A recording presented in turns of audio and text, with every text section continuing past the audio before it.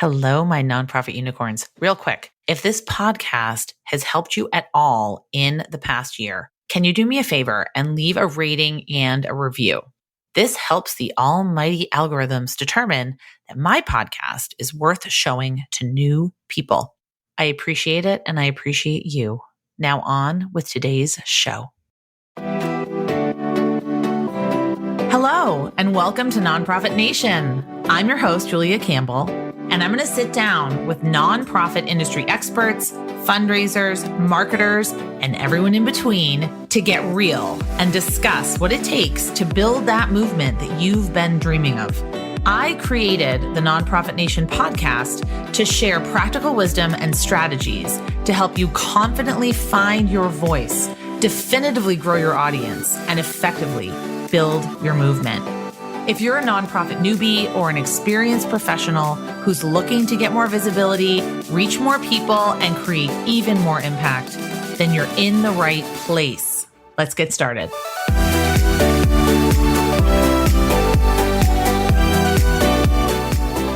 Hello, everyone. Welcome back to Nonprofit Nation. I'm your host, Julia Campbell. Today, we are going to be talking about frameworks to prioritize your audience, which is something that I'm incredibly passionate about. I think it's incredibly, vitally important to an effective communications plan.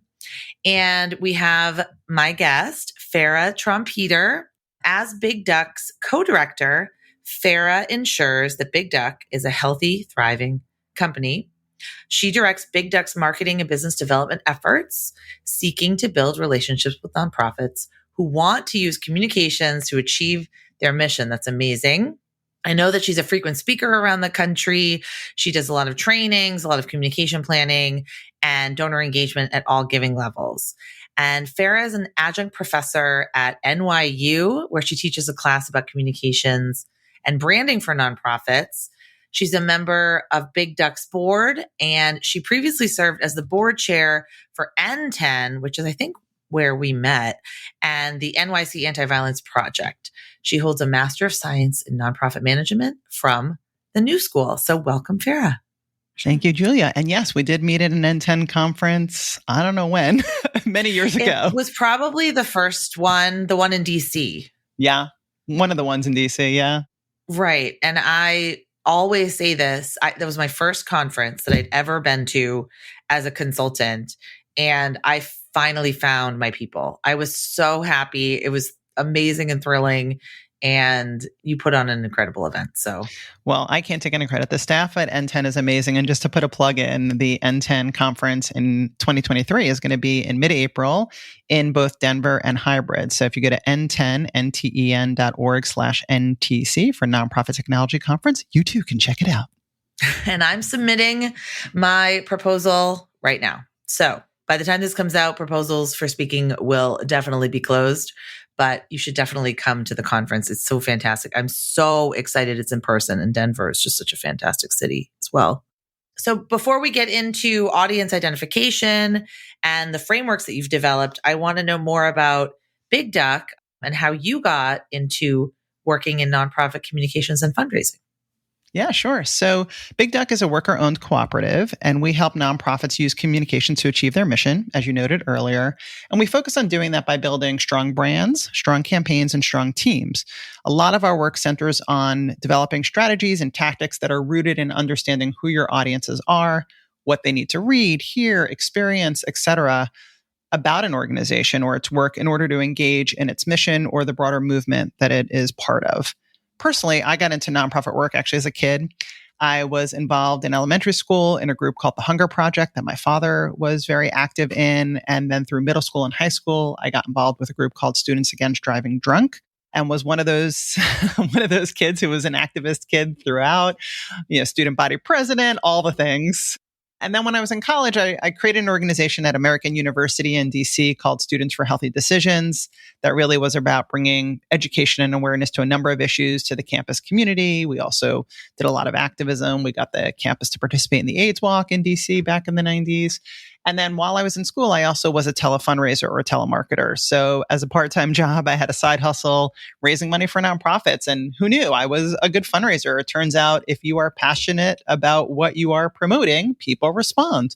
So that job really kind of brought me into the fundraising world. I had other jobs while I was in college and afterwards where I worked in nonprofits, which seemed like, oh, wow, here's a field where I can bring my passion and my talent and I can actually get paid for doing it. It's not just a volunteer job. It's something I can do full time. So I've always worked in the nonprofit community now, basically over 30 years, either on staff at nonprofits or as a consultant to nonprofits at agencies like Big Duck, whose clients are nonprofits. And I started off in fundraising, but then got into broader online communications and engagement, and then really into branding. And 15 years ago, I found a place where it all came together, and that place was Big Duck. And I've been here ever since 2007. Oh, I'm such a huge fan of Big Duck, and talk about a great brand. I feel like I really know, and I've been watching a lot of Making the Cut lately and Project Runway and all of those shows. And they always talk about you have to know your brand. You have to be able to express it in your communication, in your photos, in your visuals, in your designs. And I really think that Big Duck gets it in a way that a lot of other platforms, agencies don't get it. So I've always loved that. But I want to talk about audience identification and also audience prioritization, because when I try to create communications plans for my clients, for my online course students, I get pushback because a lot of nonprofits have a wide variety of audiences that they need, or maybe they think that they need to reach, right? But they need to reach with their communications. So clients, donors, volunteers, community partners, online donors, just to name a few. So I love that you're here today to really illustrate, building an understanding of your audience. So why is that a foundational part of a compelling and effective brand strategy? Yeah, we'll start talking about branding and then I think get into broader communications. Branding. It's more than a logo. We know that. That's right. Hopefully we know that. Maybe we don't know that. But you will know that after this podcast. Yes. I mean, to that point, we define or think about branding as the ideas and feelings that people associate with you. And more deeply at Big Duck, we see that actually as an ongoing practice. So to your point, it's not just a logo, or it's not just something you do once every 5 or 10 years. It should be something you're thinking about all of the time. And it's about aligning your organization's identity internally and externally with who you are. And that has to start with clarity at the inside. All staff have to participate and understand. And as you clarify and develop that understanding of how you want to be seen and felt, then you can use that to create experiences of the brand through your communications channels, through your events, through your programs that shape perceptions and behaviors that help advance an organization's mission and hopefully are part of something bigger and spark what we consider collective change. Most organizations go through some sort of strategic planning or theory of change every few years. Some of them are now approaching ongoing frameworks. When you pause and say, who is my organization and where is it going? You are typically clarifying your vision, your mission, maybe your values. We sometimes think about it as the why, the what, and the how. And that's where we have to start. So when we do branding, we always start with understanding who is this organization? What are they trying to do for the world? What is the environment they operate in? What is happening right now that impacts the community they work in? Where is this organization trying to go?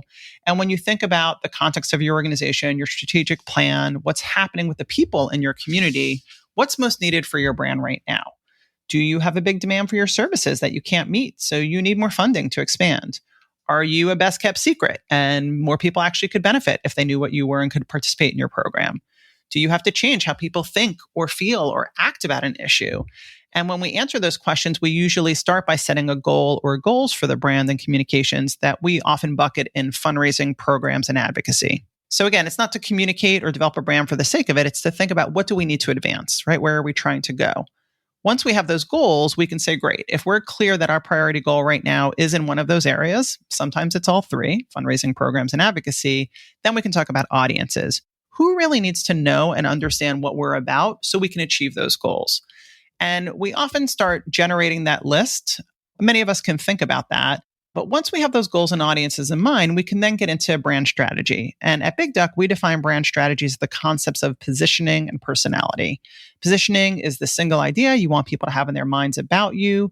when we're thinking about those priority audiences. And personality is basically your tone and style. It's the feelings, the emotions you want associated. So another way that I sometimes think about this is the brand strategy, the positioning may be the feeling people have in their brain about you, and the personality might be the emotions in your heart. And these statements that you come up with might be aspirational, but they should still be rooted in who you are and be authentic to who you are. And we can't begin to be intentional about what we want people to think about us if we haven't started clarifying what that is and know who it is we want to have those associations. So as an example, one of our clients we've done a lot of work with is the Center for Constitutional Rights. Their positioning, and this is an internal tool that you can decide whether or not you use externally. They actually have adopted some of this language externally, but their positioning is, we dare to fight oppression regardless of the risks, standing with social justice movements and communities under threat. And the personality is unapologetic, agile, tough, and impassioned. Once we created that together, we then looked at the expression of their brand, their identity, and could see what needed to change, agree on the direction of change, and then change that. And if you're curious, if you go to bigduck.com/CCR or go to bigduck.com/work, you can see examples of that work and some others. Wow. I think what I pulled out most from this is that famous Maya Angelou quote, people will forget what you said, people will forget what you did, but people will never forget how you made them feel. And I teach that a lot in my storytelling work. But what you said, and I wrote it down, positioning is the single idea you hope to establish in the minds of your priority audiences, and personality is your organization's tone and style. And I really believe, and I know, I'm sure you see this all the time, that nonprofits struggle with creating a personality. They struggle with creating a tone and style because they're so worried about alienating people. What I love about the Center for Constitutional Rights, I mean, they speak to me like I am their people, right? But personality, unapologetic, okay? Unapologetic. First of all, I think all of us should be unapologetic, but that's just me. Agile, tough, and impassioned. That speaks to a really specific kind of person and gets me riled up. We dare to fight oppression regardless of the risks. That's exciting. That's provocative. That's compelling. And I think that, I really know that nonprofits struggle with this because they want to make their mission statement their position. They want to just make their, strategic plan their position. So if we have not started this work, like, where do we start? How can we start doing this? How can we start being more innovative in our branding? Yeah, and I would also say, because I'm a big fan of CCR too, the Center for Constitutional Rights, if you go to ccrjustice.org, you can get involved with them too. I'm going to send some love their way. I'm drinking 100% of the Kool-Aid. And I just met up with our executive director last night. We did this work maybe 4 or 5 years ago, and he just spoke about how transformative it's been for the organization. And that's, to your point you made earlier, sometimes you're taking risks when you're developing your brand, and you're saying, we may have to be ready to let go of some people who aren't with us. But ideally, what we're doing is we're opening our doors up to more people to get involved. We're inviting more people to participate. And if there are people who no longer connect with what we're about, then that's okay. There are plenty to go around. And we're being authentic. We're being more authentic to what we stand for. And then in that way, we're going to do better work, more important work, and create longer term relationships rather than just kind of fly by night relationships. Exactly. This, again, is about moving from transactional to transformational, moving from one time to ongoing. That's what we're trying to do with the brand and the communications. And I would say, specifically, if you're curious about how do you get started with brand strategy and branding, we've got an ebook on our website. I think just go to bigduck.com/insights. You'll see a section called books and ebooks. There's lots of free downloads there. That's one of them. That can be really helpful. Sarah Durham, the founder of Big Duck, wrote a book called Brand Raising over 12 years ago that really captures a lot of what we're talking about in branding. That book is available, in all the places books tend to be available, like bookshop.org, and you can find it at your local bookshop. And that might be very helpful just to kind of walk you through. Or you can, again, we do lots of webinars and blog posts about these topics. And the reason that I really thought that this topic would resonate with my audience is a blog post that one of your colleagues wrote called 4 Simple Frameworks to Prioritize Your Audiences. And I would love if you could just maybe go through some of those frameworks. I think it'd be very helpful for my audience of marketers and fundraisers. Yeah, that post was written a few months ago by one of our strategists named Kay Yin. And again, bigduck.com/insights, you can find all the goodness. And Kay also wrote a follow-up about how you can engage audiences too. In that post, Kay laid out 4 different frameworks. The first is really kind of primary versus secondary. That's often what most people can do. We can brainstorm in a session a list. So our top audiences are A, B, and C. Our secondary audiences are X. What we often do is first get everybody to list all the audiences, and then you can start ranking them. So for example, the media. Is that a primary audience or secondary audience? Funders, volunteers, donors, staff. Let's not forget about them as an audience, please. I often remind people that should be a primary audience generally. So the first is to, one framework you can do, especially if you're just starting off this work, is just list them all out and then really rank them. And it is hard. It is often hard and difficult to say who's primary, who's secondary, who's maybe even tertiary. But that's the place to start because you can't reach everybody. I'm sure this is one of my pet peeves, Julia. I'm going to guess it's one of yours too. When people say our audience is the general public, I'm like, that is impossible. You don't have the money and you don't have the need to reach every single person there is out there. And not even Apple can reach the general public. Right, exactly. And not even Apple should. Like people who love their PCs, let them go. Yeah. Let them have their Dells. So that's a great example. Right. Ever since I became someone who uses Apple products, I'm going to want my MacBook. I'm going to want my iPhone. My brother is the opposite. Like he doesn't understand. He's got his Samsung phone or whatever it is. I don't know. I've got my Google Pixel. Love it. Yeah, exactly. Total Google person. That's cool. Like that's your people. But so in the nonprofit world, really understanding who are the most important audiences for us to reach. We all say we don't have enough time and money. So with our limited time and budget, who should we be focusing on? So that's what this is all about. The second option that Kay laid out in that post really follows a framework that's in another book that Sarah Durham wrote called the Nonprofit Communications Engine. And in that book, Sarah has a bullseye diagram. So you can imagine at the center of the diagram is, audiences, people that must know us, we must connect and engage with. The next outer ring is people who we should connect and engage with. And then the third outer ring are people we could connect and engage with. So this is a similar way to think about ranking, but it's the must, the should, and the could.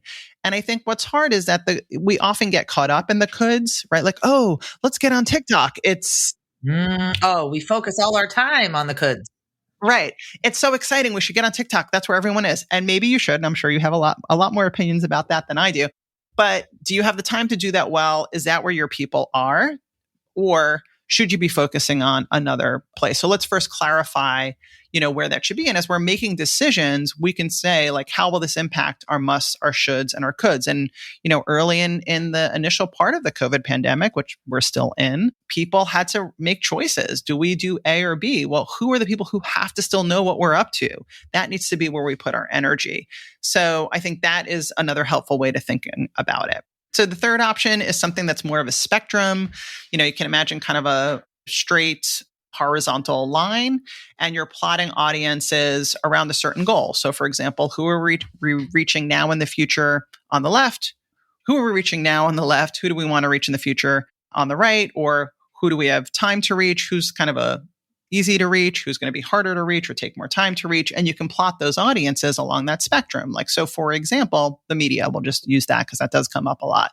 Maybe we've never done PR. We don't have a media list. There's a lot of other organizations who are known for our issue and get called for quotes above we do. So it's actually going to take a lot of time to reach that audience. We don't have them now.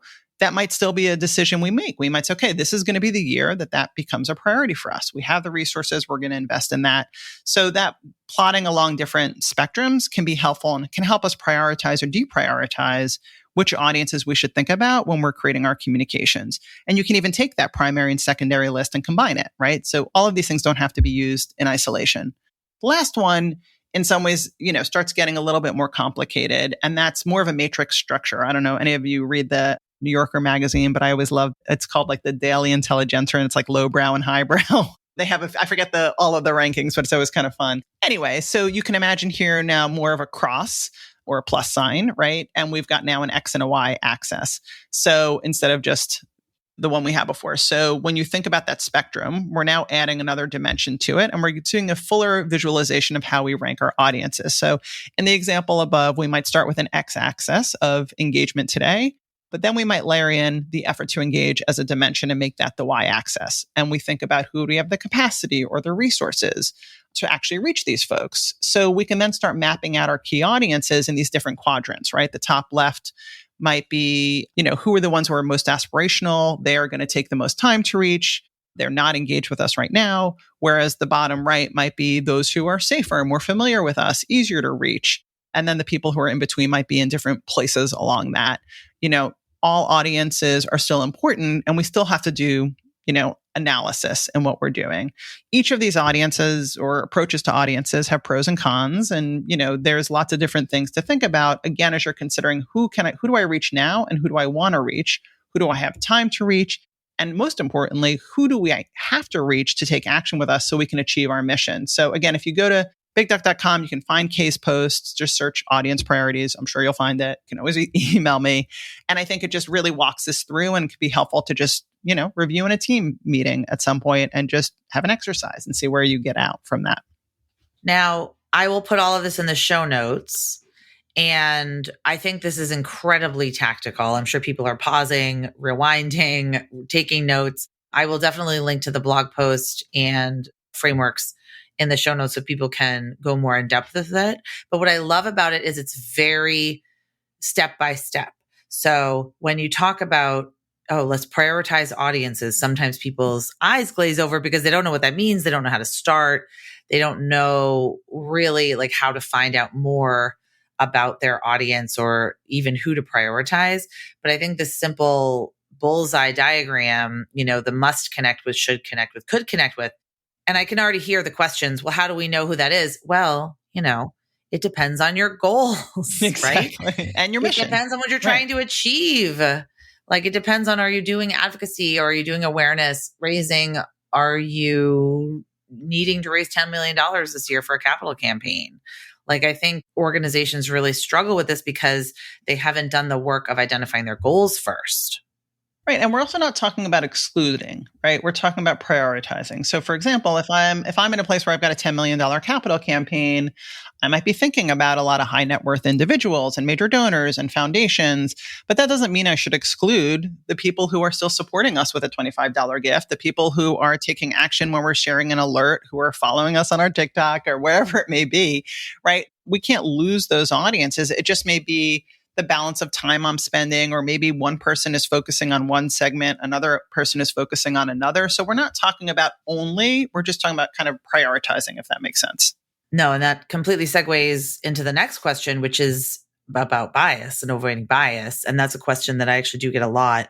So what are some strategies that we can use to avoid bias when defining these nonprofit audiences? Yeah, for me, I got into one of the first communications jobs I got when I was segueing from fundraising to more of a broader comms lens was doing website marketing back in the late 90s. When websites were first coming, it was actually for government agencies. And I started learning about the concept of user personas for websites. And back in the late 90s, early aughts, user personas took a very certain format. That meant some people still do today. They had a picture on them. They had the name of a person. They had that person's age, their race, their gender identity, whatever, like some kind of demographic perspective. So this is Farra. She's, a 48-year-old who lives in Brooklyn, has 2 cats, is married to a woman, all my things, loves the color purple. What that can do is actually all of a sudden that can create a lot of bias and in fact harm. So one of the things we've been talking about with audience personas is first and foremost, when you are making those personas or profiles, base them on research. It shouldn't just be, well, this is what I kind of know. And make sure you're researching from a sample of people that actually reflects your community.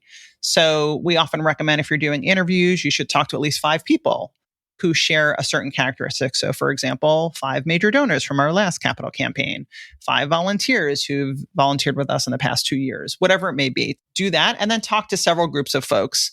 Focus groups and surveys can also be great to hear from either more people or have a richer, deeper conversation. And you want to make sure you're not just looking at what people say, but even more specifically, you're looking at what they do and you're looking at the data. So another part of understanding our audiences is to look at the Google Analytics, to look at our email reports. Like, what are people actually clicking on? What are the things when we post on Facebook are getting actual comments and shares and not just likes? So first, we need to just understand what we can see based on both what people share with us, but also what they do and what the data says. then we need to really try to make sure we don't have bias in the profiles we're creating. So generally, we've moved away from demographics as much as possible. We're not naming the profiles either. We're really just focusing on psychographics, which are the values, the motivations, the beliefs people have. So again, going back to me as an example, it might be more like people who are passionate about LGBTQIA issues, who take action with nonprofits on reproductive rights and justice, right? It's more who believe in X, Y, and Z, right? It's more that kind of profile. And just question if you have profiles or personas already. Do you need that demographic data? If you have photos and names, can you remove them? So for example, just saying crisis donors as opposed to, Farra, blah, blah, blah. And then finally, have someone else look at it. There's always, I used to always say, because I've been wearing glasses since I was 11 months old, 4 eyes are better than 2 or whatever it may be. So having another person review what you've done can help you check your own bias. You can even go back to the people that were in that research phase and say, hey, we've created this profile of crisis donors. Does this sound like you? Laura Fisher, who is a former senior strategist on our team, actually wrote a great post on our site about this. I can ping you later. We'll put it in the show notes. And I also interviewed Micah Bevington from Humanity and Inclusion US about a year or so ago about donor personas on our podcast, the Smart Communications Podcast. Again, all of that's at bigduck.com/insights, but I can follow up with you to get the direct links. Perfect. I will put the link in the show notes. Yeah, donor personas. Oh my gosh. How we used to do those in the olden days. And wow, some of the things that we worked on were incredibly problematic now. But I love that this work is evolving constantly and we're always learning new things. And I think that's fantastic. Yeah, sadly, they were always problematic. We're now just aware of how problematic they were. Yeah, I know. And for the word problematic is problematic, but we're now just more aware. Like if we knew then what we know now, but you can't, you can't have a time machine, sadly. So how else can nonprofits get clarity about their audience priorities? Because I feel like a lot of people listening, they'll be like, oh, just, donors. Or I actually just got a question this morning. We want to be on TikTok. What should we be looking for? Who should we be trying to reach there? And I'm thinking, what are some, strategies that we can use? What are some questions we can ask to get clarity about audience priorities that goes kind of beyond branding? Yeah, sure. And again, prioritizing audiences are the heart of all good communications and fundraising. But some of the questions I would encourage folks to think about is, why is this audience group important for us to communicate to? Mm-hmm. Yeah, why? The why. Why? Why do you want to reach teenagers? Right. Always start with the why. Teenagers are great, but why? Yeah. So we'll use teenagers as so why is this audience group important for us to communicate to? What are they looking for that we can offer, right? You might have a priority to reach teens in this example, but what do they need from you? What are going to be their goals that you can meet? How will they be motivated to care about what you're doing? What do we hope they will think or feel about us, right? If we can come up with, what do I want them to, my organization is X and it makes me feel Y, right? What are the answers to those questions? What actions do we want that audience to take? What gets in the way of them actually taking those actions? What are the barriers? And where does this audience engage with us today? And where could they engage with us in the future? So again, in this fictitious example of teens and TikTok, they're not engaging with us on TikTok. They're not engaging with us anywhere. So this is about building an audience. Is the place to build it on TikTok? Is it somewhere else? Where are we going to need, where are they engaging with groups that are similar to us so we can learn about what's happening there? And when you ask these questions, you can help determine, are there new approaches or activities we should start, things we should stop, or things we should test? We often, when we're building communications plan, we'll use that framework. What do we start? What do we stop? And what do we test?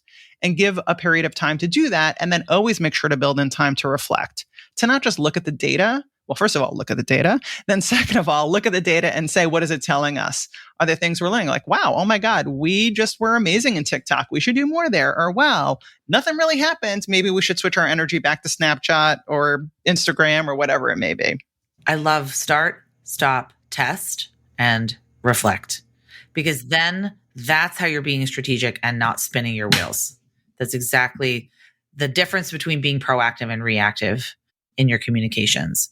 So my last question, I do ask this to most of my guests because it is a huge challenge, that getting buy-in, that constant trying to say, people are listening to this podcast and they say, this is fantastic. I love this. I totally want to go all in on this. How do we get buy-in? How do we present this to higher ups or our boss, to the board for centering audiences in our communication strategies? Yeah, and I was just talking about this briefly earlier. I mean, first of all, I recommend you look at peers. So the audiences you're trying to reach for your mission area, for your goal, who else are they engaging with? Where are they going to for that? So depending on the kind of organization I am, my peers are going to be different. And then the data. What does the data already tell us about what we're doing, not doing, what's working, what's not working? And when you're thinking about this, just generally encourage you to approach this exercise in the spirit of abundance and optimism versus fear and competition, right? We have moved, a lot of people will say, these are my competitors. That's a very kind of for-profit mindset that has kind of unfortunately taken over in the nonprofit. And we instead say, well, let's think about your peers and partners. Because again, we shouldn't think about our mission in isolation or as better than one another, but as something that collectively we're trying to do to make the lives better for people who are without meals, without adequate healthcare, without jobs, without benefits, whatever it may be. So what's happening with our partners in our community? Where do we need to show up to meet our community where they are? And we can't do that if we're not first aligned, again, on the must, the should, or the could, or any of the audience priority frameworks. So I generally recommend, if you're not sure, start small with a survey or some interviews, talk to people, generate a conversation. If you're trying to get buy-in for something new that you're going to do a small experiment on one channel and see what happens there. But sometimes it's about education. Sometimes it's about showing people like, okay, we've all agreed that our strategic plan is trying to take us to this point. So based on that, these are what we need to do for communications. And here's how X is doing it. Here's how Y is doing it. And just show them what else is out there so that that fear that they may have, that competition they may have, you can kind of allay it with like, it's happening, it's working, it's okay. I'm a huge fan of sharing examples and keeping an entire Google Drive of just screenshots, emails, communications, and showing what is possible and showing what other people are doing. And I love that idea because it's so hard to go to your boss and say, we should be doing this. Well, okay, on top of everything else that I have to prioritize, like, why should we? Like, you've got to really convince people. So I love that. Look at peers, look at the data, test things, and reflect on what you're doing that's working and what's not working. So this has been amazing. This has really been one of the most tactical episodes we've ever had. So I know people are going to go back and listen to it.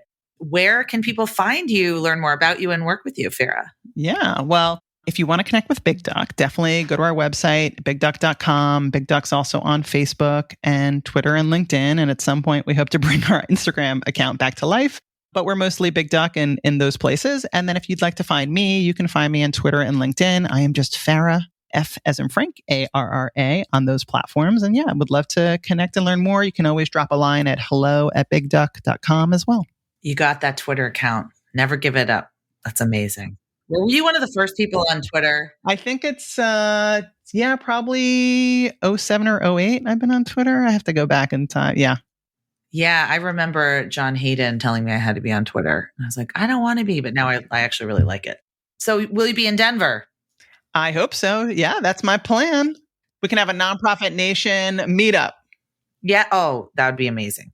All right, everyone, my listeners, definitely check out Big Duck. I'll put all the links in the show notes to all of the resources, the blog posts, everything we talked about today. Farra, I really appreciate it. Thank you. This was so rich, comprehensive, and useful and helpful. Thank you so much for being here. My pleasure. Thanks for having me.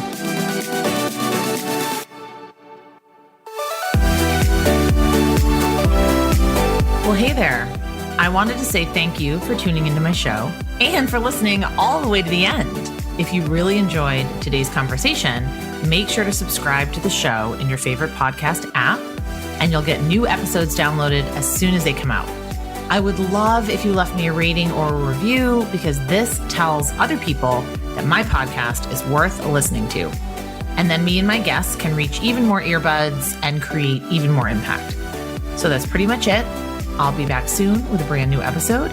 But until then, you can find me on Instagram at JuliaCampbell77. Keep changing the world, you nonprofit unicorn.